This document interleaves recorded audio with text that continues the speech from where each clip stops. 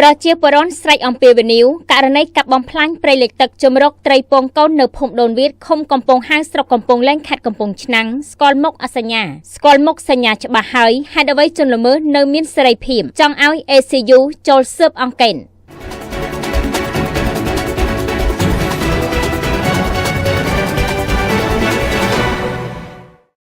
ខេត្តកំពង់ឆ្នាំងព្រៃលិចទឹកដែលជាទ្រនំនិងជាជំរកត្រីពងកូនដ៏មានសារៈសំខាន់បំផុតនៅចំណុចព្រែករាំងទំនាបឫស្សីស្ថិតនៅក្នុងភូមិដូនវៀនឃុំកំពង់ហាវស្រុកកំពង់លែងខេត្តកំពង់ឆ្នាំងត្រូវបានរងការកាប់បំផ្លាញអស់ជាច្រើនដែលទង្វើនេះកំពុងរងការរិះគន់យ៉ាងចាស់ដៃពីសំណាក់មហាជននិងទាមទារឲ្យមានការផ្តន្ទាទោសជនល្មើសឲ្យបានធ្ងន់ធ្ងរបំផុតជាស្ដែងនៅថ្ងៃទី6ខែកក្កដាឆ្នាំ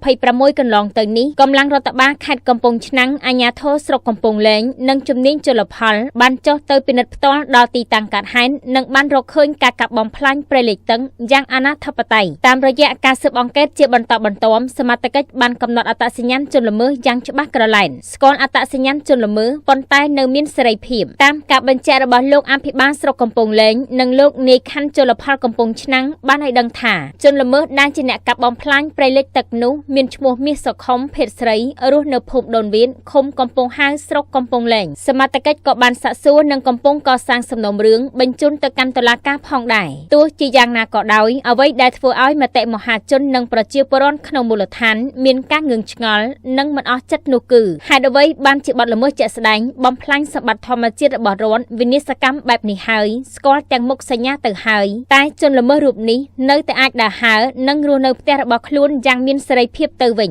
មហាជនទាមទារឲ្យ ACU ចូលស៊ើបអង្កេតនិងដាក់ទោសឲ្យធ្ងន់ធ្ងរជុំវិញករណីមិនប្រក្រតីនេះប្រជាពលរដ្ឋបានលើកឡើងថាដើម្បីធានាបាននូវតម្លាភាពយុត្តិធម៌និងការការពារសម្បត្តិធម្មជាតិរបស់ជាតិឲ្យកាន់តែបានអង្គភាពប្រឆាំងអំពើពុករលួយគួរតែដាក់ការស៊ើបអង្កេតឲ្យបានស៊ីជម្រៅលើករណីនេះក្រែងលោមានការខົບខិតឬកាំងពីក្រោយខ្នងណាមួយការបំផ្លាញព្រៃលិចទឹកគឺជាការបំផ្លាញឆ្នាំងបាយរបស់ប្រជាពលរដ្ឋខ្មែរទាំងមូលមហាជនសង្ឃឹមយ៉ាងមុតមមថាតុលាការនិងអាជ្ញាធរពាក់ព័ន្ធនឹងអនុវត្តច្បាប់ឲ្យបានម៉ឺងម៉ាត់បំផុតគឺត្រូវតែផ្តន្ទាទោសជនល្មើសឲ្យបានធ្ងន់ធ្ងរបំផុតគ្មានការលើកលែងឬជោគយល់ឡើយដើម្បីកុំឲ្យអ្នកដទៃយកតម្រាប់តាមនិងដើម្បីស្ដារជំនឿទុកចិត្តលើប្រព័ន្ធច្បាប់ឡើងវិញអង្គភាពសារព័ត៌មានរស្មីបូព៌ាយើងរងចាំការបកស្រាយពីសម័យពាក់ព័ន្ធរៀងរាល់ម៉ោងធ្វើការ